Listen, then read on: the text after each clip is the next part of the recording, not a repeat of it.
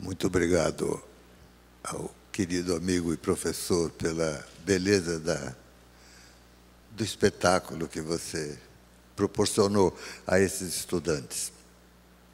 É um prazer para todos nós estarmos comemorando isso que se chamou centenário de nascimento do querido amigo Vila Nova Artigas. O mal de duas intervenções numa situação como essa é porque nós podemos nos distrair e nos afastarmos da beleza de uma primeira intervenção, como foi o seu caso. O que talvez pudesse ser tentado é continuar. E agora? Porque, por tudo o que está se fazendo, comemorar o aniversário de um ilustre intelectual, de um absoluto arquiteto urbanista no tempo difícil do século XX. As guerras, a destruição, entre construir e destruir, a aflição dos homens e a primordial questão da arquitetura e do urbanismo, o estabelecimento da paz, da tranquilidade. E a posição necessária de concretude daquele que está dando aulas, como se diz, ensinando, que é a sua ideia sobre o que está ocorrendo no mundo, faz com que, mesmo diante de memórias que você esclareceu aqui, levantou aqui, saber onde estava naquele momento a dimensão dessa dita esquerda dentro do âmbito intelectual, de um modo geral, e muito particularmente dentro da universidade, tanto que aqueles que achavam outros horizontes para o mundo perseguiram e proibiram aquele discurso de esquerda. O que se pode levantar para comemorar um querido amigo, antes de mais nada, é o plano afetivo, que nós esquecemos muito, talvez, pelas razões da posição um tanto rigorosa do professor e da escola, que o afeto e o universo afetivo têm uma importância muito extraordinária. Para ficar no lado que, digamos, eu imagino que você gosta, história, inclusive como o episódio que aconteceu ontem, enquanto parte da história, eu vou contar, como você fez também, um fato muito justo de lembrar quanto a essa questão do afeto em relação à posição do Artigas. Eu me lembro de um discurso muito comovente quanto ao ensino, ligado à Revolução Soviética, que é a posição chamada do poema pedagógico, Makarenko e coisas assim. A essência dessa história, esse famoso educador Makarenko, é que logo depois de estabelecido o processo da Revolução Soviética, 1917, 18, 20, não havia, digamos, na Rússia, quadros, homens, morreram todos. Uma falta terrível de gente. E um dos planos de recomposição da situação da nação seria a educação. E esse educador foi encarregado, Makarenko, de organizar em todo o país a retomada do plano do ensino, a recomposição da universidade, do que seria, das escolas. E criou, inventou, projetou a seguinte ideia concreta para que aquilo pudesse se executar como ação objetiva da educação das crianças que estavam chegando. Ele viajava como um pequeno grupo de auxiliares pelo país, desenhado com o sentido de planejamento, e em cada lugar, durante algum tempo, breve tempo, dava aulas para os poucos que estavam ali capazes, para que aqueles continuassem a educar os outros enquanto eles iam para outro lugar. E assim por diante, e depois retomando para uma... Foram produzindo uma universidade em cada lugar. Foram organizando, fazendo com que uns ensinassem aos outros, e não que um só fosse o grande dono da verdade. Um dos aspectos, por isso estou dizendo isso agora, que sempre impressionaram, seduziam na presença do Artigas, é essa capacidade introduzida, que ele introduziu na FAO, de fazer com que o ensino se desse, a pesquisa, aqui dentro, de uns para os outros. Nunca você dizer, como doutrina, uma novidade absoluta, mas dizer algo que tem essa capacidade de sedução tão forte, porque era aquilo que você já sabia, entretanto não sabia que sabia. Aquilo que é tão sedutor que você não consegue, se afastando daquele que disse, não dizer para o outro que aquele acabou de dizer. E ao você repetir o que ouviu, é criativo. Você não diz exatamente a mesma coisa, e já diz de um modo, por que não dizer, sem nenhum escrúpulo a palavra, dialético em relação ao que é um vir a ser. Essa é a essência da força do que é Artigas como professor e do que deixou, e espero que não termine nunca, a consciência sobre isso nessa escola. É uma escola que foi feita para fazer-se sempre de acordo com o andamento histórico, que o mundo nunca é o mesmo. Nesse sentido, é por isso que se diz, esse edifício é uma maravilha, porque tem a capacidade, como toda obra de arte, de um modo indizível, de dizer, de ser uma espécie de um discurso daquilo que já foi dito, agora construído com pedra, com concreto, no caso.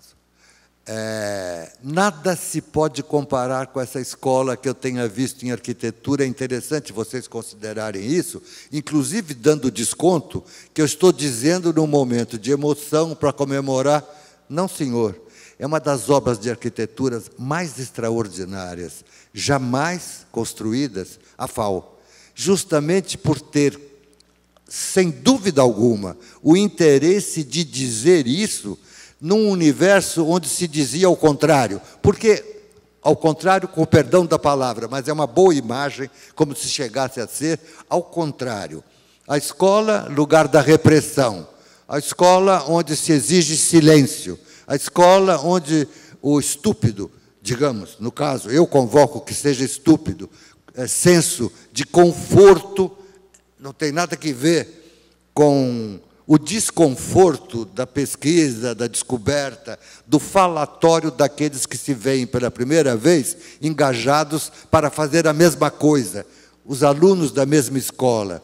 Por enquanto, uma escola, como é sempre a escola onde você entra, que não sabe nada, porque a única coisa que ela pode saber é a capacidade que terá, e você pode presumir, mas não tem certeza se de fato terá, a capacidade de se seduzir. Esse aspecto, que pode ser dito de modo geral entre o gênero, do gênero humano, chamado afeto, é muito interessante convocar, nesse momento da ideia de escola, professor e ensino. A história que ocorreu comigo, que eu queria contar, porque não sei se de fato tem todo esse interesse que eu imagino. Vejam se eu consigo. Eu me enfiei, não vem ao caso dizer como, numa viagem em automóvel de Santiago de Compostela, de volta para a cidade do Porto, em Portugal. Estamos falando da Galícia, não é? Do norte, de Portugal, já então na Espanha. Eu tive que ir lá, coisas de escola, e voltei, me fizeram voltar para que eu visse uma viagem extraordinária, de automóvel até a cidade do Porto. É uma viagem, talvez, de 200 quilômetros, 150, uma coisa breve. Essa estrada é toda ao longo do mar, vindo. Eu fui de outro modo, só na volta. Portanto, o mar está do lado direito, o continente do lado esquerdo, e a estrada toda é à beira-mar. O mar ali apresenta para você uma variedade imensa de paisagens, porque ora uma areia, ora pedras, etc, etc. Muito interessante. E passa-se numa pequena vila, onde da estrada você vê um antigo pier, umas pedras que avançam perpendicular pelo mar, e atracado nesse pier, isso estaria a 50, 40 metros, uma coisa que você está vendo da estrada. Eu estava vendo. Há uma pequena nau de madeira e me disseram logo, essa é uma daquelas 3 caravelas que se diz que descobriu o Brasil, Santa Maria, Pinta e Ninha, se lembram? Eu não sei qual delas está lá. É uma peça de museu, tombada pelo mundo, pelo patrimônio, e patrimônio universal, que não sai dali por uma razão muito simples. Como eram frágeis e pouco controladas, a força do vento, a fenomenologia da navegação daquela época, as caravelas, quando voltaram, e só eram 2, uma tinha naufragado, coisas que a história sabe. Perderam o rumo, perderam o controle do rumo, chegando no continente, e chegaram ali. Estavam famintos, desesperados com o tempo todo daquela travessia, não iam fazer manobras para chegar em Lisboa. Atracaram ali mesmo, por isso a caravela está ali. A história que eu quero contar, tenho que contar tudo isso para vocês saberem o que estava acontecendo. Esse é o quadro, comigo.